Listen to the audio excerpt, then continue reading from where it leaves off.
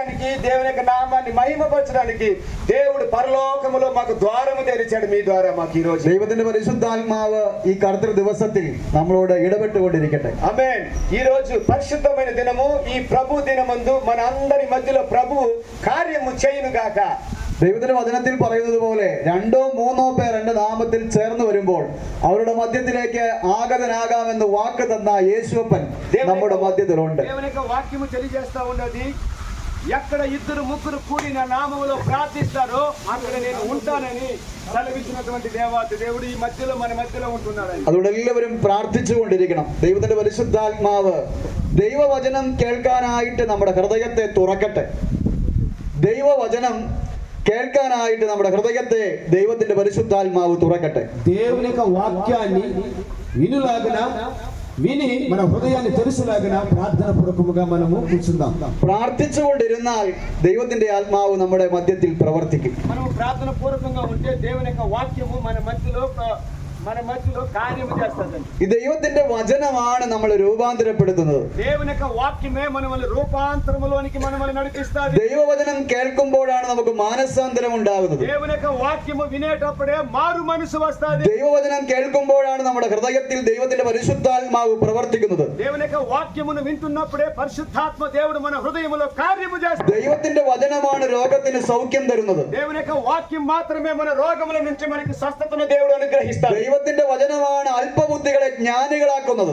దేవుని యొక్క వాక్యం మాత్రమే బుద్ధిహీనులను బుద్ధిమంతులుగా జ్ఞానవంతులుగా చేసేది. അതുകൊണ്ട് ഇന്ന് പകൽക്കാലം ശക്തിയോടെ ദൈവത്തിന്റെ വചനം വിതയ്ക്കപ്പെടാനായിട്ട് പ്രാർത്ഥിക്കാം. అందును బట్టి దేవుని యొక్క వాక్యం శక్తివంతముగా మన మధ్యలో వ్యాపించాలని చెప్పి మన ప్రార్థనతో మనము కూర్చోవాలి. പ്രിയപ്പെട്ടവരെ, ప్రియమైన వారలారా, ദൈവവചനം വായിക്കുകയും പഠിക്കുകയും ചെയ്യുക എന്നുള്ളതാണ് ഈ ലോകത്തെ ഏറ്റവും പ്രധാനപ്പെട്ട കാര്യം. ప్రియమైన వారు, దేవుని యొక్క వాక్యమును చదవడము, ధ్యానించడము ఈ లోకములో అతి ప్రధానమైనటువంటి ముఖ్యమైనటువంటి పని. ദൈവത്തിന്റെ വചനം നമുക്ക് ഭക്ഷിച്ചാലും മതിവരാത്ത തേൻകട്ടയേക്കാളും തേൻ മധുരമുള്ളതാണ്. దేవుని యొక్క వాక్యము జుంటె తేనె దారల కల్లా మధురమైనది దేవుని యొక్క వాక్యం. നമ്മൾ ഉണ്ടാക്കുന്നതായ ശരീരത്തിന് വേണ്ടി കൊടുക്കുന്ന ഭക്ഷണങ്ങൾ കുറെ ഭക്ഷിച്ചാൽ അതിന് മടിപ്പുണ്ടാകും. ప్రియమైన వారు, మనం ఎంత ఆహారము మన శరీరానికి మనం తిన్నా తిరిగి మరొకసారి ఆకలి వేస్తుంది, మళ్ళీ మనం తినవలసి వచ్చింది. എന്നാൽ ദൈവത്തിന്റെ വചനം തിന്നും തോറും വിശപ്പ് വർദ്ധിക്കുകയാണ് ചെയ്യുന്നത്. మనము దేవుని యొక్క వాక్యాన్ని చదువుతూ మనం వెళ్తున్నామంటే మన విశ్వాసం అభివృద్ధి పొందుతాది. അത് അത്ര മധുരമുള്ളതാണ്. అది అంత మధురమైనది దేవుని యొక్క మాట. അതുകൊണ്ട് ഇന്ന് പകൽക്കാലം നമ്മുടെ ദൈവത്തിന്റെ ആത്മാവ് നമ്മുടെ ഉള്ളിലേക്ക് ശക്തമായി വ്യാപരിക്കട്ടെ. అందుకొరకే మన హృదయములో దేవుని యొక్క వాక్యము శక్తివంతముగా బయలుపరచబడాలని చెప్పి യോശുവയുടെ പുസ്തകത്തിൽ యెహోషువ గ్రంథములో ദൈവത്തിന്റെ ആത്മാവ് യോശുവയോട് പറയുകയാണ്. അതിന്റെ 1-ാമത്തെ അധ്യായം പഠിക്കുമ്പോൾ 3-ാമത്തെ വാക്യം മുതൽ നിങ്ങൾ വീട്ടിൽ പോയി വായിക്കണം. యెహోషువ గ్రంథము 1వ అధ్యాయమును మనము చదివినట్లయితే మన ఇంటికి వెళ్ళి చదువుదాం. ప్రియమైన వారలారా, ഈ ദൈവത്തിന്റെ വചനം വായിക്കുകയും പഠിക്കുകയും ഉയർത്തുകയും ചെയ്താൽ ദൈവം നിന്നെ ഉയർത്തുമെന്നാണ് യോശുവയോട് ദൈവം പറഞ്ഞത്. యెహోషువతో దేవుడు అంటున్నాడు, ఈ ధర్మశాస్త్రమును చదివినప్పుడు ధ్యానించినప్పుడు దేవుడు నీ కుటుంబాన్ని అభివృద్ధిలోనికి ఆశీర్వాదములోనికి దేవుడు నడిపిస్తాడని చెప్పి యెహోషువతో దేవుడు చెప్పాడు. അത് വിട്ട് ഇടത്തോട്ടോ വലത്തോട്ടോ മാറരുത്. దాన్ని విడిచిపెట్టి కుడికో ఎడమకో నువ్వు తిరగకూడదు. അത് ఏదు പ്രതിസന്ധി വന്നാലും നിന്റെ ജീവിതത്തിൽ തരണം ചെയ്യുവാനിടയായി തീരും.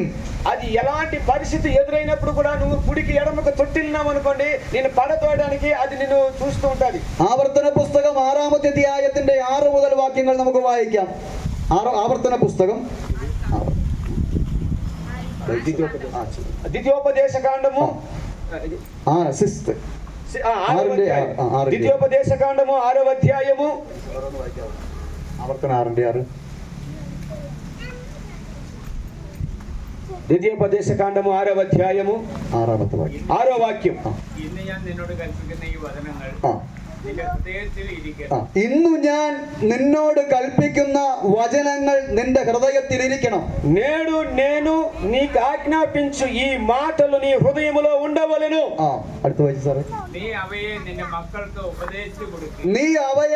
നിന്റെ മക്കൾക്ക് ഉപദേശിച്ചു കൊടുക്കണം. నీవు నీ కుమారులకు వాటిని అభ్యసింపజేసి నీ ఇంట కూర్చుంటున్నప్పుడు త్రోవలో నడిచినప్పుడు, పండుకొనినప్పుడు, లేచినప్పుడు వాటిని గూర్చి మాట్లాడవలెను. സൂചനగా వాటిని నీ చేతికి പകർത്തുവലെന്നു. പ്രിയപ്പെട്ടവരെ, ദൈവത്തിന്റെ വചനം നമ്മുടെ തലമുറയ്ക്ക് കൊടുക്കുവാൻ, നമ്മുടെ ഭവനത്തിൽ ഉയർത്തപ്പെടുവാൻ, നമ്മുടെ ജീവിതത്തിൽ ഉയർത്തപ്പെടുവാൻ, ജീവിതത്തിൽ ഒന്നാം സ്ഥാനം ദൈവത്തിന് കൊടുക്കുവാനിടയായി തീരണം. దేవుని యొక్క వాక్యము మన యొక్క తరములకు, మన యొక్క కుటుంబానికి ఒక ఆశీర్వాదకరముగా ఉంటూ ఉన్నదని ఈ వాక్య భాగం యొక్క అర్థము. ഒരു ദിവസം പോലും ദൈവവചനം വായിക്കാതെ ഇരിക്കരുത്. మనము ఒక రోజు కూడా దేవుని యొక్క వాక్యాన్ని చదవకుండా ఉండకూడదు ప్రియమైన వాళ్ళ. പ്രിയപ്പെട്ടവരെ, ഒരു ദിവസം പോലും പ്രാർത്ഥിക്കാതെ ഇരിക്കരുത്. ఒక రోజు కూడా మనము ప్రార్థన చేయకుండా ఉండకూడదు. ആഹാരം കഴിച്ചില്ലെങ്കിലും, ശരീരത്തിന് വേണ്ടിയുള്ള ആഹാരം കഴിച്ചില്ലെങ്കിലും ദൈവത്തെ ആരാധിക്കുക എന്നുള്ളത് ജീവിതത്തിൽ ഒന്നാം സ്ഥാനമായിരിക്കണം. మనము ఆహారము తినకపోయినా పర్వాలేదు, నీళ్లు తాగకపోయినా పర్వాలేదు, మనము ప్రతిరోజు దేవుని యొక్క సన్నిధిలో ప్రార్థన చేస్తూ వాక్యాన్ని చదివేటువంటి బిడ్డలముగా మనము ఉండాలి. ദൈവം നമ്മെ അത്ര മനോഹരമായി വഴി നടത്താൻ വലിയവനാണ്. మనల్ని అలాంటి మహిమలో దేవాది దేవుడు మనల్ని నడిపించడానికి గొప్పవాడై ఉన్నాడు దేవాది దేవుడు. പ്രിയപ്പെട്ടവരെ, ഞാനൊരു വാക്യം വായിച്ച് ചുരുക്ക സമയം കൊണ്ട് ഒരു ചിന്ത നിങ്ങളുടെ മുമ്പിലേക്ക് പങ്കുവെക്കാനായിട്ട് ആഗ്രഹിക്കുകയാണ്. ప్రియమైన వాళ్ళరా, ఒక చిన్న ఆలోచన మీకు చెప్పి నేను ముగించాలని ఆశపడుతున్నా. യോഹന്നാൻ എഴുതിയ രക്ഷാസുവിശേഷം 3-ാമത്തെ അധ്യായത്തിന്റെ 3-ാമത്തെ വാക്യം നമുക്ക് വായിക്കാം. యోహాను రాసిన సువార్త 3వ అధ్యాయము 3వ వాక్యం. യേശു അവനോട് ആമേൻ ആമേൻ എന്നോട് പറയുന്നു, പുതുതായി ജനിച്ചില്ലെങ്കിൽ ദൈവരാജ്യം കാണുവാൻ ആർക്കും കഴിയുകയില്ല എന്ന് ഉത്തരം പറഞ്ഞു. നിക്കോദിമോസ് എന്ന് പറയുന്ന മനുഷ്യനോട് കർത്താവ് തമ്പുരാൻ പറയുന്ന ഒരു വാക്യമാണ്.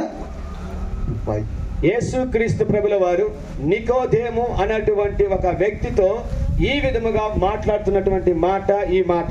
ഒരു ദിവസം, ఒక రోజున ഈ മനുഷ്യൻ രാത്രിയാമത്തിൽ യേശുവിനെ കാണാനായിട്ട് യേശുവിന്റെ അടുത്ത് വന്നു. ఈ యొక్క నికోదేము యేసుక్రీస్తు ప్రభుల వారిని చూడాలని ఒక రాత్రిలో రహస్యముగా యేసు ప్రభుల వారి దగ్గరికి వచ్చారు. അവനോട് യേശുവിനോട് ചോദിക്കുകയാണ്, നിത്യജീവൻ അവകാശമാക്കാൻ ഞാൻ എന്താണ് ചെയ്യേണ്ടത്? నికోదేము యేసుక్రీస్తు ప్రభుల వారితో చెబుతున్నటువంటి మాట, బోధకుడా, నిత్య జీవమునకు వారసుడు అవ్వాలంటే నేను ఏమి చేయాలి? നീ സ്വർഗത്തിൽ പോകാൻ ഞാൻ എന്താണ് ചെയ്യേണ്ടത്? నేను పరలోకము పోవాలంటే నేను ఏమి చేయాలి? ഇന്ന് നമുക്കും ഇങ്ങനെയുള്ള ചില സംശയങ്ങളുണ്ട്. ఇలాంటి ప్రశ్నలు మనకు ఎన్నో ఉంటాయి. പ്രിയമുള്ളവർ, ദൈവവചനത്തിൽ വ്യക്തമായി അതിന് ഉത്തരങ്ങളുണ്ട്. దేవుని యొక్క వాక్యములో మనకు ఆ జవాబులు మనకు చాలా ఉన్నాయి. യേശു നിക്കോദിമോസിനോട് പറഞ്ഞു, നീ പുതുതായി ജനിച്ചില്ല എങ്കിൽ സ്വർഗരാജ്യത്തിൽ കടക്കുകയില്ല. నికోదేము అడిగిన ప్రశ్నకు యేసుక్రీస్తు ప్రభుల వారు చెబుతున్నటువంటి మాట, నీవు నూతనముగా జన్మించితేనే తప్ప నీవు దైవ రాజ్యము చూడలేవని నిశ్చయముగా నేను నీతో చెబుతున్నాను. Praise the Lord. Praise the Lord. Praise the Lord. Praise the Lord. ദൈവത്തിന്റെ പരിശുദ്ധാത്മാവ് നമ്മുടെ ഉള്ളത്തിൽ വ്യാപരിക്കട്ടെ. పరిశుద్ధాత్మ దేవుడు మన హృదయములో నివసించును గాక. യേശു നമ്മുടെ മധ്യത്തിലുണ്ട്. പ്രിയപ്പെട്ടവരെ, యేసుక్రీస్తు మన మధ్యలో ఉంటున్నాడు. ప్రియమైన നമ്മളോട് ഓരോരുത്തരോടും സംസാരിക്കാനായിട്ട് കർത്താവ് ഇവിടെ കടന്നു വന്നിട്ടുണ്ട്. ఆయన ప్రతి ఒక్కరితో ఆయన మాట్లాడడానికి మన మధ్యలోనికి వచ్చినాడు. വലിയ ദൈവ కృప വ്യാപരിക്കുന്നുണ്ട്. గొప్ప దేవుని యొక్క కృప వ్యాపరించును గాక మన మధ్యలో. നമ്മളെ ഓരോരുത്തരെയും തമ്പുരാൻ എന്ന് അനുഗ്രഹിക്കും. ప్రతి ఒక్కరిని పేరు పేరున దేవుడు ఆశీర్వదించును గాక. നമ്മുടെ പ്രശ്നങ്ങൾക്ക് പരിഹാരം ഉണ്ടാകും. మన యొక్క ప్రశ్నలకు సమాధానము కలుగును గాక. നമ്മുടെ കുടുംബം അനുഗ്രഹിക്കപ്പെടും. మన కుటుంబములు దీవించబడును గాక. യേശു കടന്നു വന്ന കുടുംബങ്ങളെല്ലാം അനുഗ്രഹിക്കപ്പെട്ടു. యేసు ప్రభు దగ్గరకు వచ్చిన ప్రతి కుటుంబము దేవుని యొక్క దీవెన పొందిన కుటుంబాలు. പ്രിയപ്പെട്ടവരെ, നിക്കോദിമോസ് പറഞ്ഞു, തമ്പുരാനെ, എനിക്ക് സ്വർഗത്തിൽ പോകാൻ ആഗ്രഹമുണ്ട്, ഞാൻ എന്താണ് ചെയ്യേണ്ടത്? నికోదేము అంటున్నాడు, నేను పరలోకం వెళ్ళాలని చాలా ఆశపడుతున్నా, ఇష్టపడుతున్నా, నేను ఏమి చేయాలి? പുതുതായി ജനിച്ചില്ല എങ്കിൽ, എന്താണ് പുതുതായി ജനിക്കുക എന്ന് പറഞ്ഞാൽ?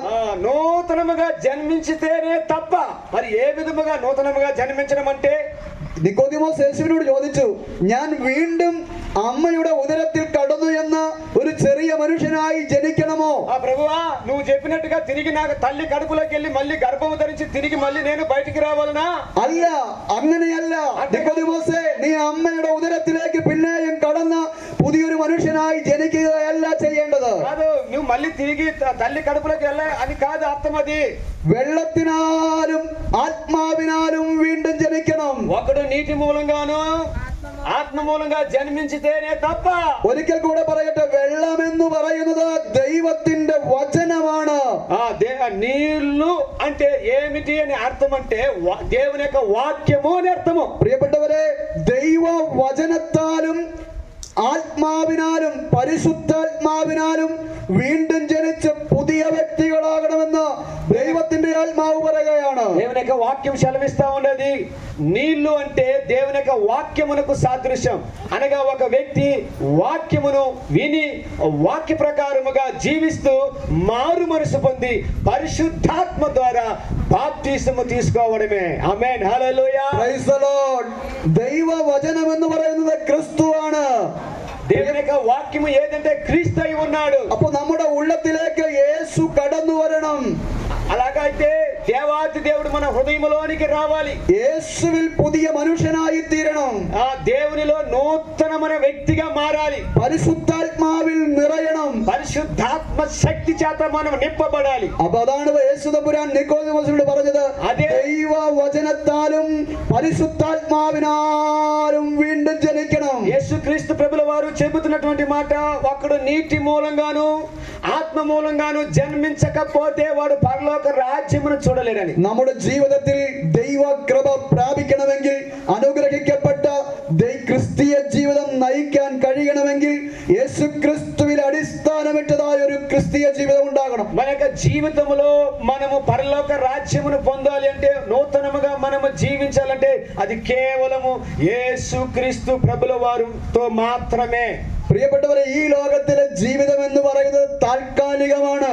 ఈ లోక జీవితము తాత్కాలికమైనది. 60 ദൈവവചനം പറയുന്നു, 70 80 അല്ലെങ്കിൽ 100 110 വയസ്സ് വരെ മനുഷ്യൻ ഈ ഭൂമിയിൽ ജീവിക്കുകയുള്ളൂ. కీర్తన గ్రంథములో మోషే మరణించినప్పుడు అహరోను మాట్లాడుతున్నటువంటి మా ఆయుష్కాలము 60 లేకపోతే 70 లేకపోతే ഒരു മരണം നമുക്കുണ്ട്.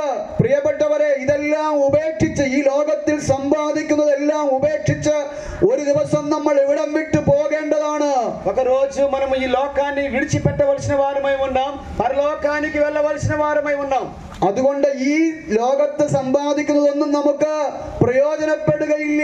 ఈ లోకములో ఎంత సంపాదించినా అది మనకి ప్రయోజనముగా ఉండదు. എന്നാൽ നമ്മുടെ സമ്പാദ്യം എന്നത് സ്വർഗത്തിലായിരിക്കണം. మన సంపాదన ఎక్కడ ఉండాలి తెలుసా? పరలోకములో ఉండాలండి. അതുകൊണ്ടാണ് ജീവിതത്തിൽ ദൈവത്തിന് സ്ഥാനം കൊടുക്കണം, ദൈവത്തെ ആരാധിക്കണമെന്ന് പറയാൻ കാരണം. అందుని బట్టి దేవునికి ప్రథమ స్థానం ఇవ్వాల. ప్రభువుని మనము ఆరాధించాలా, ప్రభువుని మనము స్తుతించాలి. വേദപുസ്തകം പറയുന്നു, ഒരു മരണമുണ്ട്, സ്വർഗമുണ്ട്, നരകമുണ്ട്, ഒരു న్యాయవిధిയുണ്ട്. బైబిల్ యొక్క వాక్యం సెలవిస్తా ఉన్నది, ఒక మరణం ఉండదు, ఒక పరలోకం ఉండదు, ఒక నరకం ఉండదు, ఇంకొకటి ఒక న్యాయ తీర్పు కూడా మనకు ఉండదు. హల్లెలూయా. നമ്മൾ ഈ ഭൂമിയിൽ ചെയ്യുന്നതിന് തക്കവണ്ണം ന്യായവിസ്താരത്തിന് മുമ്പിൽ കണക്ക് കൊടുക്കേണ്ടി വരും. ఈ భూమిలో మనము జీవించిన కాలమంతా మరణించిన తర్వాత దేవుని న్యాయపీఠం ఎదుట లెక్క చెప్పవలసిన వారమై ఉండాం మనము. അതുകൊണ്ട് ഈ താൽക്കാലിക ജീവിതത്തിൽ నిత్యజీవన అవకాశమాకానుള്ളదాయ ప్రవర్తిകൾ നമ്മുടെ జీవితంలో ఆమేన్. మనం ఈ తాత్కాలికమైన అశ్వాశ్వతమైనటువంటి ఈ జీవితము కొరకై మనము మన ప్రభువైన యేసుక్రీస్తులో మనము జీవిస్తూ శాశ్వతమైన పరలోక రాజ్యాన్ని పొందాలి. Praise the Lord. హల్లెలూయా. విశుద్ధిയോടെ ജീവിക്കണം, పరిశుద్ధముగా మనము జీవించాలి. കർത്താവ് പറഞ്ഞു, ഞാൻ വിശുദ്ധനായിരിക്കുന്നത് പോലെ നിങ്ങളും വിശുദ്ധരായിരിപ്പീൻ. నేను పరిశుద్ధుడిని కనుక మీరు కూడా పరిశుద్ధులుగా జీవించండి. 1 కొరింథీయులు 3:16 പറയുന്നു. కొరింథీయులకు రాసిన మొదటి పత్రిక 3వ అధ్యాయములో మనకి చెప్పబడుతూ ఉన్నది, നിങ്ങൾ ദൈവത്തിന്റെ മന്ദിരമെന്നോ, మీరందరూ దేవుని యొక్క ఆలయమై ఉన్నారు, നിങ്ങൾ ദൈവത്തിന്റെ ആത്മാവ് വസിക്കുന്നു എന്നോ, మీలో దేవుని యొక్క ఆత్మ నివసిస్తూ ఉన్నది, നിങ്ങൾ അറിയുന്നില്ലയോ? మీరు ఎరుగరా? പ്രിയപ്പെട്ടവരെ, നമ്മൾ ഒരു ആരാധന ആലയമാണ്. మనమందరం కూడా దేవుని ఆరాధనకు ఆలయమై ఉన్నాము. ദൈവം നിർമ്മിച്ച ആലയമാണ് നമ്മൾ. మనమందరం కూడా దేవుడు నిర్మించిన ఒక ఆలయమై ఉన్నాము. ഈ ആലയം വിശുദ്ധിയോടെ കാത്തു സൂക്ഷിക്കണം. ఈ ఆలయాన్ని మనము పరిశుద్ధముగా కాపాడుకోవాల్సిన బాధ్యత మనకున్నది. പ്രിയപ്പെട്ടവരെ, ഞാൻ പറയട്ടെ, നമ്മൾ നിർമ്മിച്ചതായ ഈ ആരാധന ആലയത്തിൽ അത് നമ്മൾ വിശുദ്ധിയോടെ കാത്തു സൂക്ഷിക്കുന്നത്, మనం నిర్మించినటువంటి ఈ పరిశుద్ధమైన ఆలయంలో మనం ఎదురు చూస్తూ ఆరాధించడము, നമ്മൾ മനുഷ്യരാകുന്ന നമ്മൾ ഓരോരുത്തരും ദൈവം നിർമ്മിച്ച അനുഗ്രഹിക്കപ്പെട്ട ആലയങ്ങളാണ്. ఇది కాదు ప్రాముఖ్యము. దేవాది దేవుడు నిర్మించిన సృష్టించినటువంటి మనుషులైనటువంటి హృదయమే దేవుని యొక్క ఆలయం. നമ്മളിൽ ദൈവത്തിന്റെ ആത്മാവുണ്ട്. మనలో దేవుని యొక్క ఆత్మ ఉన్నది. പ്രിയപ്പെട്ടവരെ, ദേവാലയത്തിൽ നിന്നും പുറപ്പെടേണ്ടത് പ്രാർത്ഥനകളും ആരാധനകളുമാണ്. దేవుని యొక్క ఆలయముల నుంచి బయలుదేరాల్సింది ఏమిటి తెలుసా? ఆరాధనలు, ప్రార్థనలు. പ്രിയപ്പെട്ടവരെ, ప్రియమైన వాళ్ళరా, ദൈവത്തെ ആരാധിപ്പാനായിട്ട്, ദൈവത്തെ സ്തുതിപ്പാനായിട്ട്, ദൈവത്തെ മഹത്വപ്പെടുത്താനായിട്ട് ജീവിതത്തിൽ സമയങ്ങൾ കണ്ടെത്തണം. നമുക്ക് പ്രാർത്ഥിക്കാൻ ഒരു സമയം വേണം. మనమందరము ప్రియమైన వాళ్ళరా దేవునిని ఆరాధించడానికి, దేవుని యొక్క వాక్యమును వినడానికి, చదవడానికి ప్రథమ స్థానము ఈ లోకములో మనం ఇవ్వాలి. രാവിലെ എഴുന്നേൽക്കുമ്പോൾ പ്രാർത്ഥിച്ചാരംഭിക്കണം. ఉదయ కాలమున లేవగానే ప్రార్థనతో జీవితాన్ని ప్రారంభించాలి. കുടുംബമായി പ്രാർത്ഥിക്കണം. കുഞ്ഞുങ്ങളെയും കുടുംബത്തെയും ചേർത്തിരുത്തി പ്രാർത്ഥിക്കാനുള്ള കൃപയുണ്ടാകണം. ప్రియమైన వారా, ఒక కుటుంబంలో కుటుంబాన్ని కలిపి, బిడ్డలతో కలిపి మనమందరము ప్రార్థనతో కుటుంబాన్ని మనము ప్రార్థనతో ప్రారంభించాలి. ദൈവമന്ദിരമാകുന്ന നമ്മെ നശിപ്പിച്ചാൽ ദൈവം നമ്മെ നശിപ്പിക്കുന്നുവെന്ന് ദൈവത്തിന്റെ വചനം പറയുകയാണ്. ദൈവമന്ദിരത്തെ നശിപ്പിക്കുന്നവനെ ദൈവം നശിപ്പിക്കും. దేవుని యొక్క ఆలయమును ఎవడైనా పాడు చేస్తే నేను వాణిని పాడు చేస్తానని పరిశుద్ధ వేద వాక్యము మనతో సూటిగా మాట్లాడుతుంది. അതുകൊണ്ട് ദേവാലയം, നാമാകുന്ന ദേവാലയം വിശുദ്ധിയോടെ കാത്തു സൂക്ഷിക്കണം. అందును బట్టి మన యొక్క దేవాలయమును పరిశుద్ధముగా కాపాడుకోవాలని మనం. പ്രിയപ്പെട്ടവരെ, സ്വർഗത്തിൽ പോകണമെങ്കിൽ ഒരശുദ്ധനും സ്വർഗത്തിൽ കടക്കുകയില്ല. വിശുദ്ധനും മാത്രം വേണ്ടി ഒരുക്കിയിരിക്കുന്നതാണ് സ്വർഗം. అపరిశుద్ధులు, పాపము చేసేవారు పరలోక రాజ్యమునకు చేరడానికి అసంభవం. కేవలము పరిశుద్ధముగా జీవించేవారు మాత్రమే పరలోక రాజ్యము చేరుతారు. ഞാനൊന്ന് ചോദിക്കട്ടെ, നമ്മൾ ആരെങ്കിലും മരിക്കുന്ന സമയത്ത് നമ്മളോട് കൂടെ നമ്മുടെ ഭാര്യയോ മക്കളോ പ്രിയപ്പെട്ടവരോ മാതാപിതാക്കളോ ആരെങ്കിലും പോരുമോ? మనము మరణించినప్పుడు కట్టుకున్న భర్త గాని, కట్టుకున్న భార్య గాని, కన్న బిడ్డలు గాని ఎవరైనా వస్తారా తోడుగా? നമ്മുടെ സ്വത്ത് അല്ലെങ്കിൽ നാം സമ്പാദിച്ചു വെച്ചിരിക്കുന്നതായ എന്തെങ്കിലും സമ്പത്ത് നമുക്ക് തന്നു വിടുമോ?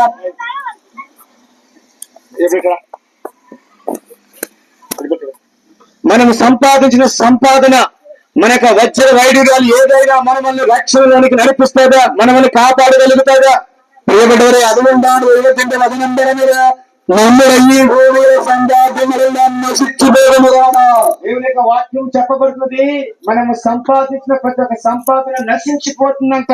എല്ലാവരും സമ്പാദിച്ച് തലമുറയ്ക്ക് വിട്ടേറ്റ് കടന്നു പോകുന്നു. సంపాదించిన సంపాదన అంతా భూమిపైన వదిలిపెట్టి మనం వెళ్ళవలసిన వారమై ఉన్నాం. നമ്മുടെ സ്വർഗത്തിലുള്ള സമ്പാദ്യം അത് നശിച്ചു പോകുന്നതല്ല.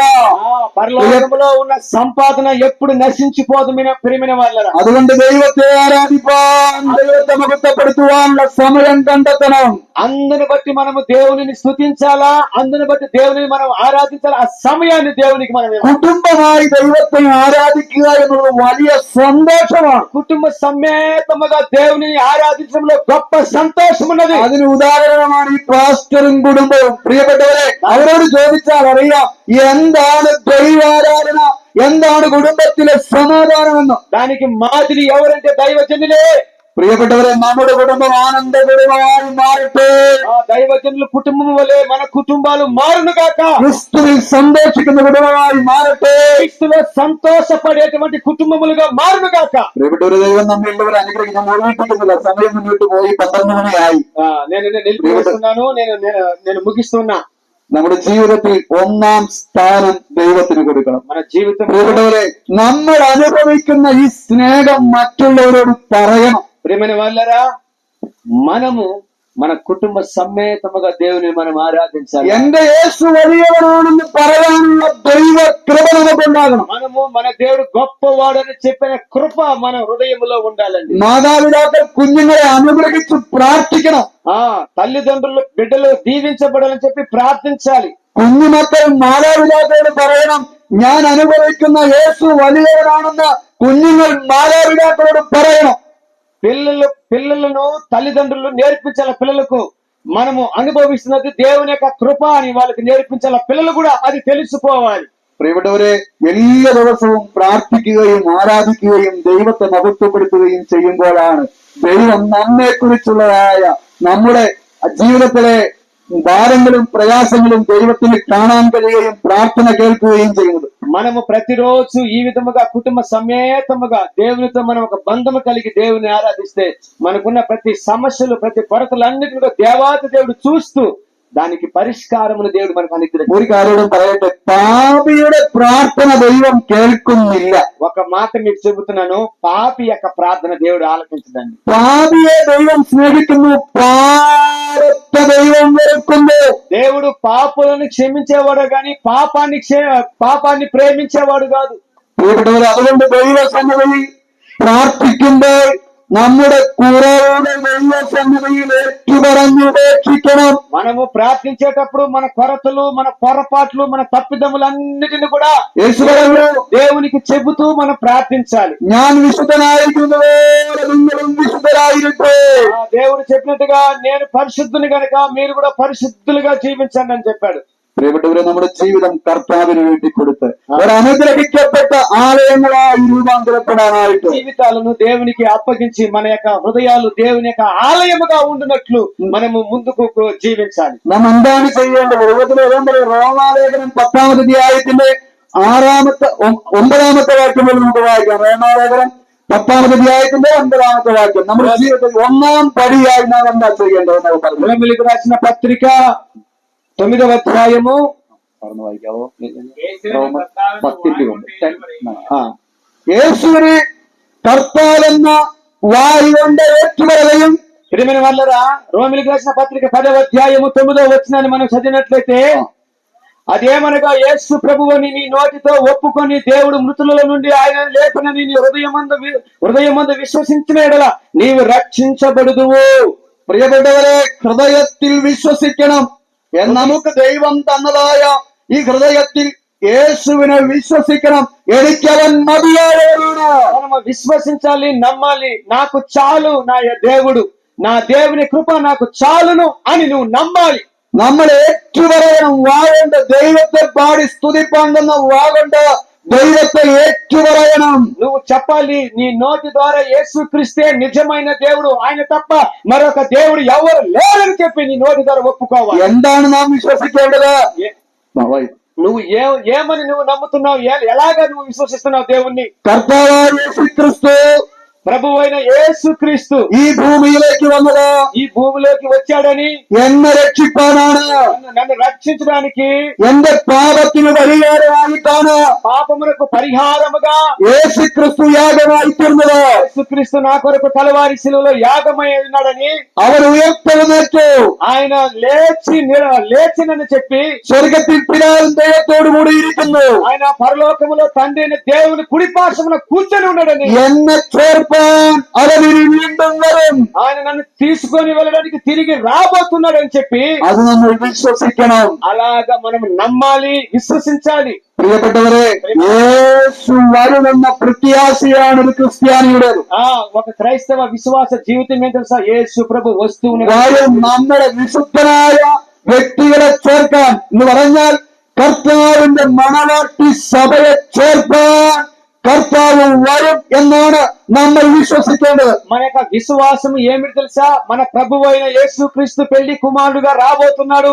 సంఘము పెళ్లి కుమార్తె సిద్ధపడి ఉన్నదని చెప్పి ఆ యొక్క విందులోకి మనం వెళుతున్నామనే ఒక విశ్వాసము, నమ్మకము మనలో ఉండాలి. പ്രിയപ്പെട്ടവരെ, ഒരുപാട് കാര്യങ്ങൾ പറയാനായിട്ട് ദൈവത്തിന്റെ പരിശുദ്ധാത്മാവ് എന്നെ ബോധിപ്പിക്കുന്നുണ്ട്.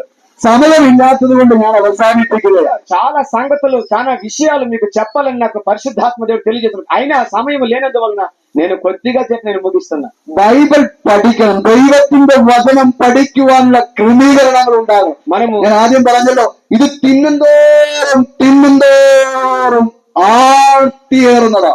మనము ముందు చెప్పినట్టుగా దేవుని యొక్క మాటలను మనము చదువుతూ మనం వెళ్తే ఇంకా చదవాలని ఒక మధురము, ఒక తీపి మనలో ఏర్పడుతుంది. ప్రేమైన వాళ్ళ നമ്മളെ ദൈവം എല്ലാവരെയും അനുഗ്രഹിക്കട്ടെ. దేవుడు మన వాళ్ళందరినీ దీవించునుగా. നമ്മുടെ കുടുംബത്തെയും ദൈവം അനുഗ്രഹിക്കട്ടെ. మన కుటుంబాలన్నిటిగా దేవుడు దీవించునుగా. നമ്മുടെ మക്കളെ ദൈവം അനുഗ്രഹിക്കട്ടെ. మన పిల్లలను దేవుడు దీవించునుగాక. അവരുടെ പഠന മേഖലകളെ ദൈവം അനുഗ്രഹിക്കട്ടെ. చదువుతున్న విద్యాభ్యాసాన్ని దేవుడు దీవించునుగాక. പ്രിയപ്പെട്ടവരെ, അവർ കർത്താവിൽ പ്രസിദ്ധരായി തീരട്ടെ. వాళ్ళు దేవునిలో అభివృద్ధి పొందిన పిల్లలుగా మార్చబడును గాక. ഈ ലോകത്തിലെ വലിയ സ്ഥാനമാനങ്ങളെക്കാൾ വലുതാണ് ദൈവത്തെ പ്രസംഗിക്കുകയും ആരാധിക്കുകയും ചെയ്യുക എന്നുള്ളത്. ఈ లోకములో అన్ని పనులు ప్రాధాన్యత కంటే కూడా మన పిల్లలు దేవునిని ఆరాధించే విషయంలో, దేవునికి ముఖ్య స్థానం ఇచ్చే విషయంలో మనము బాధ్యత వహించాలి. Praise the Lord. హల్లెలూయా. തലകളെ നമുക്ക് നനച്ചൊരു വാക്ക് പ്രാർത്ഥിക്കാം. మనము తలలు వంచి ఒక్కసారి ఒక మాట మనం ప్రార్థన చేద్దామా? കരുണയായ ദൈവമേ, కరుణ కలిగిన కృపాసక్త సంపూర్ణుడా నీకు వందనాలని చెప్పాను. ഞങ്ങൾ എല്ലാവരെയും അപ്പന്റെ കരങ്ങളിലേക്ക് സമർപ്പിക്കുകയാണ്. మమ్మల్ని అందరినీ నీ చేతులకు సమర్పిస్తున్నానయ్యా. ഞങ്ങളെ അനുഗ്രഹിക്കണമേ. మమ్మల్ని దీవించండి ప్రభువా. ഇവിടെ കൂടിയിരിക്കുന്ന എല്ലാ വ്യക്തികളെയും പേരുപേരായി സമർപ്പിച്ച് പ്രാർത്ഥിക്കുന്നു. మేము ప్రతి ఒక్కరిని సమర్పించి ప్రార్థిస్తున్నామయ్యా. ഞങ്ങളുടെ കുടുംബത്തെ അനുഗ്രഹിക്കണം. మా కుటుంబాన్ని దీవించండి ప్రభు. ഈ കൂട്ടായ്മയ്ക്കായി പ്രാർത്ഥിക്കുന്നു. ఈ కూటమి నిమిత్తమై ప్రార్థిస్తున్నామయ్యా. പാസ്റ്ററേയും കുടുംബത്തെ ഓർത്ത് പ്രാർത്ഥിക്കുന്നു. దైవజనులను బట్టి కుటుంబాన్ని బట్టి ప్రార్థిస్తున్నాం. ഇതിനുവേണ്ടി പ്രയത്നിച്ച എല്ലാവരെയും അപ്പന്റെ കരങ്ങളിലേക്ക് സമർപ്പിക്കുകയാണ്. అయ్యా దీనికోసం ప్రయాసపడుతున్న ప్రతి బిడ్డలను బట్టి ప్రార్థిస్తున్నాం. കഴിഞ്ഞ ദിവസം കർത്താവിന്റെ വേലയ്ക്കായി തുറന്നുവന്ന പ്രിയപ്പെട്ട ദാസന്റെ ഭവനത്തിനായി പ്രാർത്ഥിക്കുന്നു. ప్రభువా ఈ యొక్క కుటుంబాలను బట్టి మేము ప్రార్థిస్తున్నామయ్యా. ഞങ്ങളെല്ലാം കേരളത്തിൽ നിന്ന് കടന്നു വന്ന ഈ കൂട്ടായ്മയായ Saint Paul's Mission of India ഓർത്ത് പ്രാർത്ഥിക്കുന്നു. ప్రభువా కేరళలో ఉన్నటువంటి Saint Paul Mission of India సంస్థను బట్టి మేము ప్రార్థిస్తున్నామయ్యా. എല്ലാവരെയും അനുഗ്രഹിക്കണം. అందరిని మీరు దీవించిన ప్రభువా. യേശുവിന്റെ നാമത്തിൽ തന്നെ యేసు ప్రభు నామములో ప్రార్థిస్తున్నాము తండ్రి. ആമേൻ. നിങ്ങൾ പ്രാർത്ഥിക്കുമ്പോൾ Saint Paul's Mission of India എന്ന മിഷണറി പ്രസ്ഥാനത്തെ ഓർത്ത് എല്ലാ ദിവസവും പ്രാർത്ഥിക്കണം. ഞങ്ങൾക്ക് ആർക്കും വലിയവനാകാനല്ല, ഭാരതത്തിൽ യേശുവിനെ അറിയാത്തവരെ അറിയുവാനുള്ളതായ പ്രയത്നമാണ് ഞങ്ങളുടേത്. അതുകൊണ്ട് നിങ്ങളുടെ പ്രാർത്ഥന വിലപ്പെട്ടതാണ്.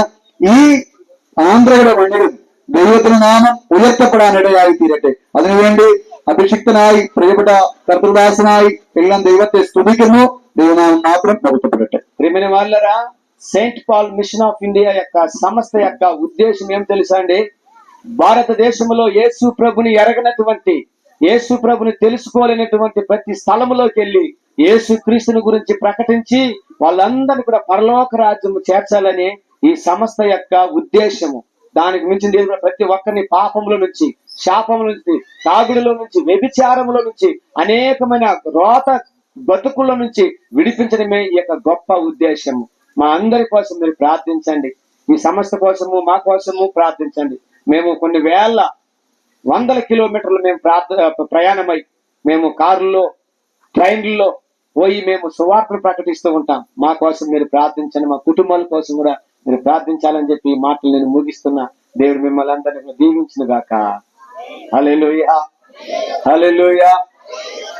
సమయంలో చెప్పబడినటువంటి వాక్యము నిమిత్తమై ఒక్కరు విశ్వాసం నుంచి ఒక్కరు ప్రార్థించగలుగుతారా? చెప్పబడిన సందేశాన్ని నిమిత్తమై ఒక్కరు ప్రార్థించవలసిందిగా ప్రభు పేట మనం చేస్తున్నాం. స్తోత్రం. అందరూ కళ్ళు మూసుకుందాం, ప్రార్థించారు. ప్రభువా, పరిశుద్ధ దేవ, దయగల తండ్రి, మీ కృపను బట్టి, కనికరమును బట్టి వందనాలు తండ్రి. ఇదిగో నాయన తండ్రి, మీరు మాతో మాట్లాడిన వాక్యములను బట్టి వందనాలు నాయన. అయ్యా నాయన, ఇక్కడ చేరిన బిడ్డలందరినీ బట్టి వందనాలు ప్రభువా. నాయన నా తండ్రి, ఈ బిడ్డలు అభివృద్ధి పరిచి నాయన, వారు నాయన మీకోసం తండ్రి సాక్షులుగా ప్రత్యేక కృపను దయచేయండి నాయన. నాయన కేరళ నుంచి ఇక్కడికి నడిపించినటువంటి పాస్టర్ గారులను నాయన, వారి కుటుంబాలను బట్టి వందనాలు తండ్రి. నాయన వారు మా కోసం ఇంత ప్రయాసపడి నాయన ఇక్కడి వరకు నాయన వచ్చి బిడ్డలకు బోధించినందుకు వందనాలు తండ్రి. అయ్యా తండ్రి, ఈ నాయన ఈ సంఘమును అభివృద్ధి పరచండి, మీ సేవకులను దీవించండి ప్రభువా, కృప చూపండి నాయన. నాయన మాతో మాట్లాడిన విధానమును బట్టి వందనాలు తండ్రి. నాయన ఈ బిడ్డలందరూ నాయన మీకు సమర్పించుకునే కృపను దయచేయండి. వారి జీవితం అంతా తండ్రి నాయన మీకోసం నిలబడి రక్షణ పొంది అనేక మందికి నాయన మాదిరికరంగా, దీవెనకరంగా బ్రతికే కృపను దయచేయండి నాయన. ప్రతి బిడ్డను తండ్రి వారి హృదయాలను తెరిచి వెలిగించండి ప్రభువా. నాయన మీ సేవకులుగా నాయన తీర్చిదిద్దండి, అభివృద్ధి పరచండి. వారి ప్రతి పనిలోనూ, విద్యాభ్యాసాల్లోనూ తోడుగా ఉండండి నాయన. నాయన తండ్రి, మా కోసం ఇంత ప్రయాసపడి వాక్యాన్ని బోధించిన వారిని బట్టి కృతజ్ఞతలు తండ్రి. మీకే సమస్త మహిమ ఘనత చెల్లించుకుంటూ యేసు యొక్క పరిశుద్ధమైన నామములో నాయన స్తుతి ఆరాధన చెల్లించుకుంటున్నాను తండ్రి. ఆమేన్. హల్లెలూయా. రెండు చేతుల పైకెత్తి హల్లెలూయా. ప్రభు యొక్క పరిచర్య నిమిత్తమై మనము ప్రభుకు ఇవ్వవలసిన కానుకలను మనము దేవునికి మనం అప్పగిద్దాం. పాస్టమ్మ గారు ఒక పాట పాడుతుండగా మనం ఈ పరిచయ నిమిత్తమై కానుకలు మనం సమర్పించుకుందాం. దేవుని బిడ్డలారా, స్తోత్రం.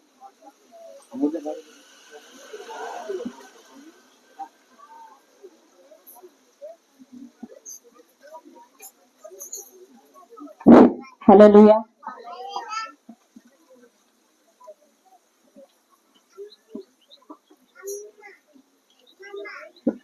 యేసయ్యా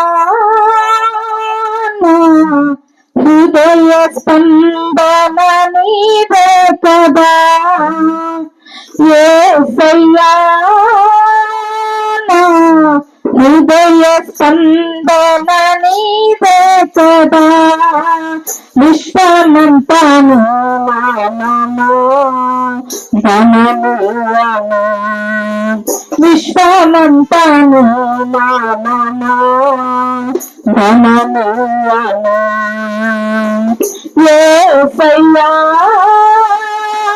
నా హృదయ స్పందన నీవే కదా, యేసయ్యా నా హృదయ స్పందన నీవే కదా, నీవు కనిపించని రోజునా ఒక క్షణముక యుగముగా మారును, నీవు కనిపించని రోజునా ఒక క్షణముక యుగముగా మారును, నీవు నడిపించిన